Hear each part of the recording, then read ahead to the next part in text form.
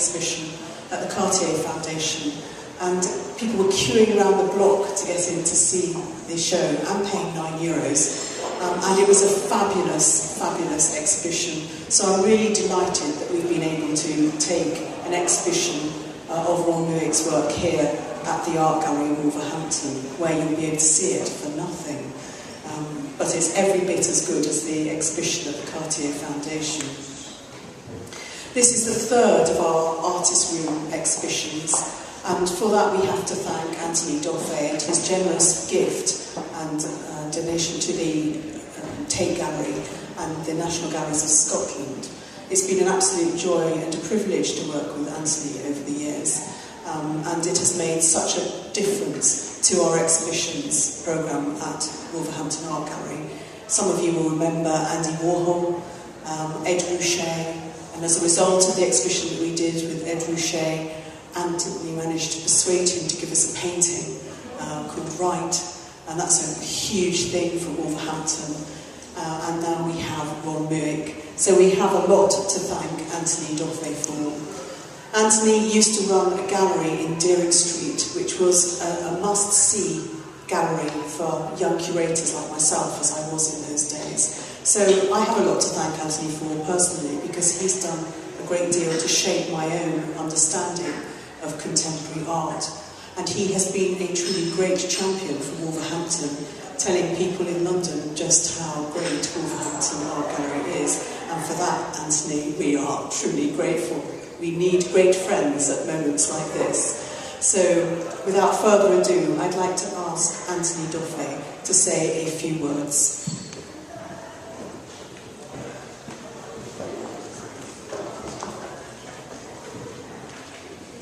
Corinne, thank you very much indeed.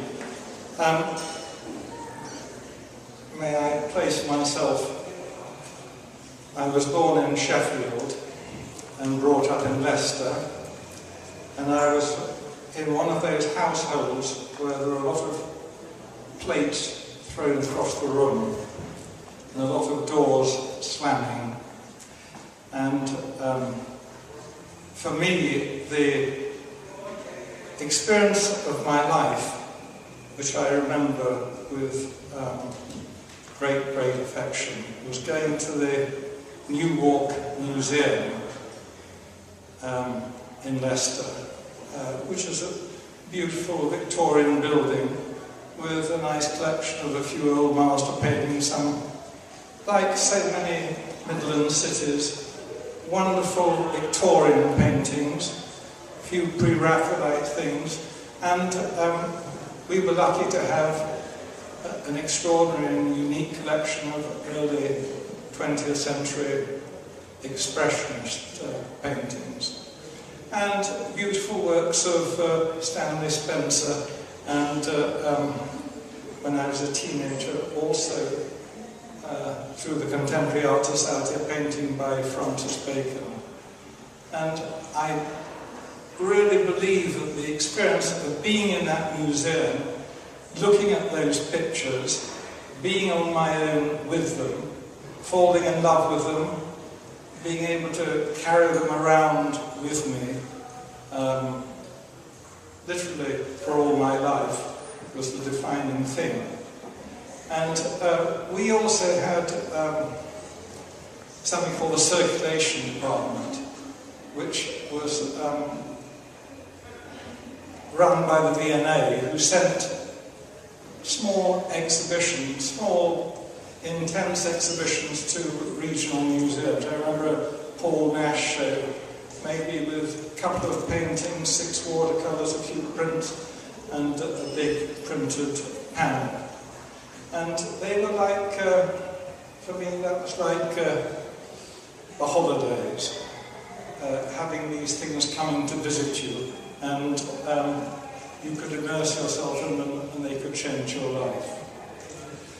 So, you can imagine that when we tried to do something after the gallery had closed, what we wanted to do was to put together a great collection which could travel in terms of rooms, and we gave 50 rooms, and there are another 20 rooms on the way, that they can travel to regional museums and be seen by people who probably wouldn't see them otherwise.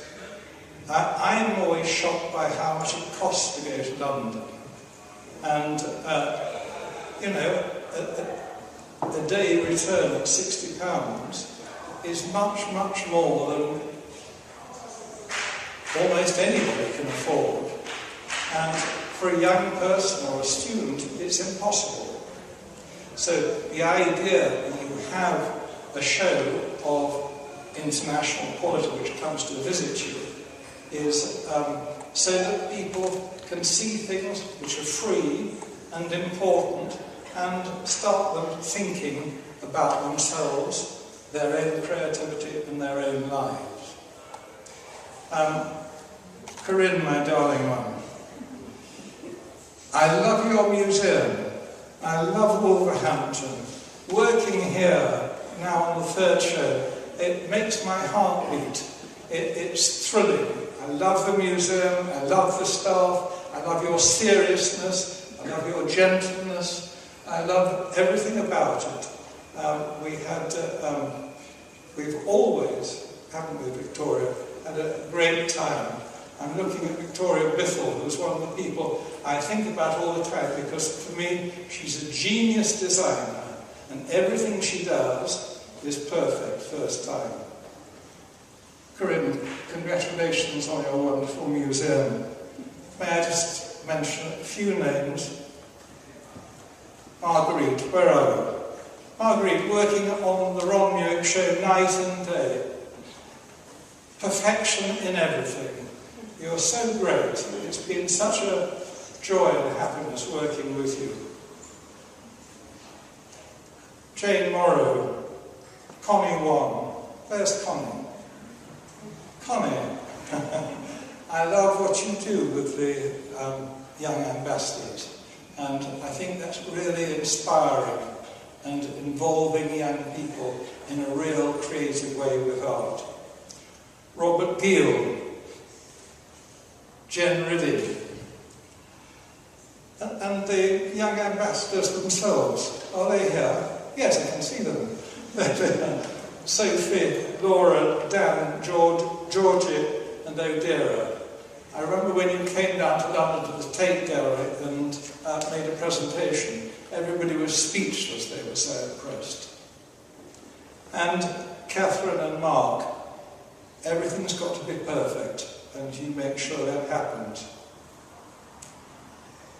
Thank you all. It's a real privilege being able to work with you. I think you probably all heard that simplified story of Ron's life. Poor German parents, immigrants to Australia. His father, house painter, often out of work, no money. And the children making dolls and marionettes in the garage and selling them in the market, and that's the way they found the money for supper. And this story, which is true about Ron, that this was in Melbourne, a beautiful city, as I'm sure you all know, and Ron, however, was 17 years old when he discovered that they were living by the sea. That's what his childhood was like. This sort of incredibly serious, tough, difficult, having to make these dolls, having to sell the dolls. And from that, I'm quite sure, he learned this workaholic life that he has. Because when you call Ron is always in the studio, is always working. And everything has to be perfect. Not only perfect, but super perfect. He was 20 years working in children's TV and motion picture special effects. Came to London, and he married the daughter of the painter Paula Rigo. And I think it was in 1996, she asked him to make a little sculpture. She was in an exhibition at the Hayward Gallery called Spellbound, he asked him to make a little sculpture to stand in front of the sculpture, in front of the painting, and he made a sculpture called Pinocchio. And that wise, old, much in the news person, Charles Saatchi, saw the sculpture and went to visit Ron and gave him £25,000 and said, make me 3 sculptures. And Ron made 3 masterpieces, of which Dead Dad is the most famous. And then at the time of sensation, this big show of young British art at the RA, Dead Dad overnight became the star by an unknown artist, Ron Mueck. And imagine a situation where the first sculpture you make in your life becomes world famous overnight. That's an amazing thought. And as I said upstairs, I think Ron's made only something like 35 sculptures in his life, and we've got 5 of them upstairs. The rest of the story you know. We hope very much you like the exhibition. Ron would like to be here. He sends you all best wishes. He sends you his love, but more importantly, he sends you the sculpture for you to see. Thank you very much.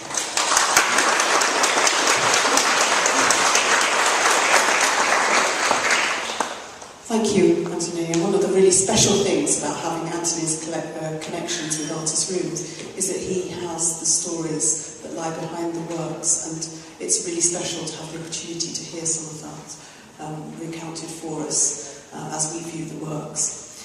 One of the special things about working with Artist Rooms is the importance of young people in the programming, and our arts ambassadors have done a terrific job over the years working with the various Artist Rooms exhibitions, and this year for the first time they put in their own bid to the art fund, and they made such a good job of it that they got a substantial sum of money to do the interpretation for this exhibition.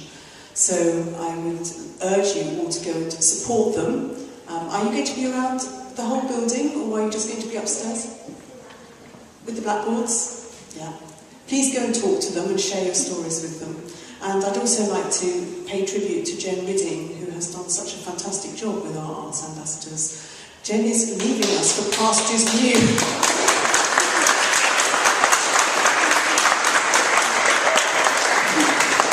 One of the things that you find happens in the West Midlands is that you pinch somebody else's member of staff, and then there's a vacancy, and then somebody else goes and fills that vacancy. So Jen is going to do a great job at the Barber Institute that was vacated by Tess. So we're not losing her forever, and I'm sure those connections are going to work well for us, but she has really done a sterling job with the art ambassadors, and I think it's great that you actually got the money for yourselves this time.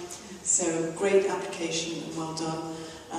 And I'd now like to ask Chris Ganley, who works for the Artist Rooms as the Young Persons Coordinator. Learning Coordinator, sorry. I always get people's job titles wrong as well. I'm going to be relatively brief, but so Wolverhampton Art Gallery was the first associate gallery of Art Rooms on tour, and as far as Art Rooms is concerned, they set the benchmark for learning, for marketing and for exhibitions, and I think they've continued that momentum, and it's credit to the great team they have here.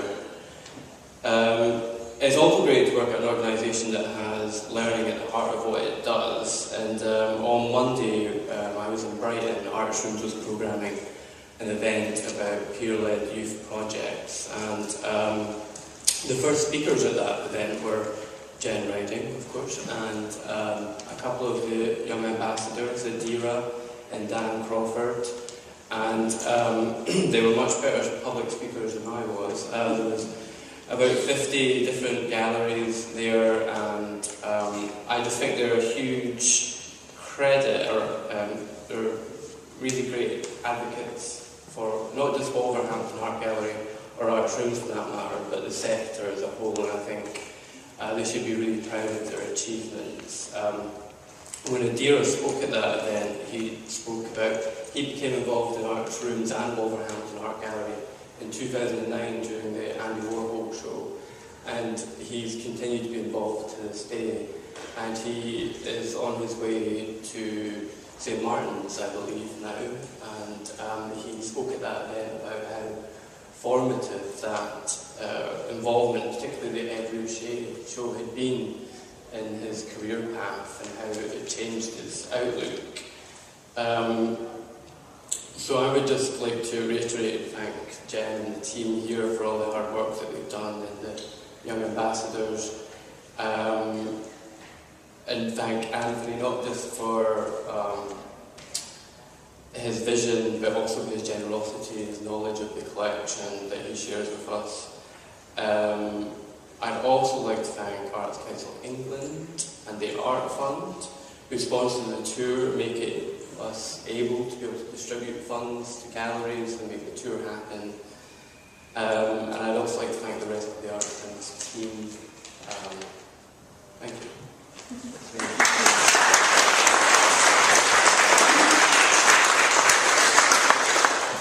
I have a few thank yous now to people without whom this show would not have been possible. And I have to start with Charlie Clark, who is the senior technician working for Ron Mueck. And I think those of us who were at the talk earlier on realised just how important he is in actually being able to share with us the experience of working in the studio. It gives us a real understanding of the sort of working process. So thank you very much for coming to Wolverhampton this evening and sharing your experiences with us. It is truly valuable. And I'm also so hugely impressed by the installation at the Cartier Foundation as well. When there are so few works, it's often easy to think that actually they just come and get plonked in, but actually when you see them, you realise how very precise the placing of those works has to be. And I'm sure that it takes many hours of work to do that, and a great understanding of the artist's intention. So thank you very much for coming to Wolverhampton and helping us. And Ron Mueck was here on Tuesday, so he has also contributed to the installation. So that's very special for us too.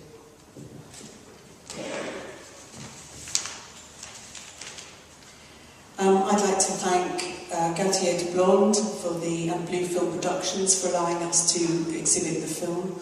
I have to say it's 45 minutes long. When I was at the Cartier Foundation, people were sitting absolutely silent, the room was absolutely packed, and they didn't move for 45 minutes. That's quite some feat. It's a brilliant film. Do get to see it if you can. We also have to thank the lenders to the exhibition, the Tate Gallery and National Galleries of Scotland for the Artist Rooms works, the Tate Collection for the work Ghost, House from Worth, and of course Anthony himself, who has generously lent the paper They Work Youth. At Artist Rooms, we'd like to thank Amy Dixon, who's the Managing Curator, Jenny Wooden, Programme Coordinator Alison Morrington, the Registrar, and Chris Gandy, who has come to be with us tonight. I too would like to thank our funders. We have done incredibly well. We've had funding from the Art Fund, which our young ambassadors have secured for us, and also the Art Council have funded our temporary exhibition programme up until 2015. So please put in a good word for us, because we've got to put our new funding bid in January 2014, and we'd still like to be a national portfolio organisation after 2015. Finally, there are copies of the Ron Mueck DVD available in the shop. For those of you who didn't buy the Pauline Boty book, we do have copies of that as well. And the Maker's Dozen studios and gallery are open straight through the back door there, and if you get a chance, do pop in the course of this evening. And finally, I'd like to just mark the occasion, because Vicky Bithell is leaving us after 9 years. She cannot be torn away from young Albert. So I think we've got a bunch of flowers somewhere for you, Vicky. You've done a sterling work for the organisation, and we'd just like to give you this bunch of flowers. I'm sure there'll be other things to come, but I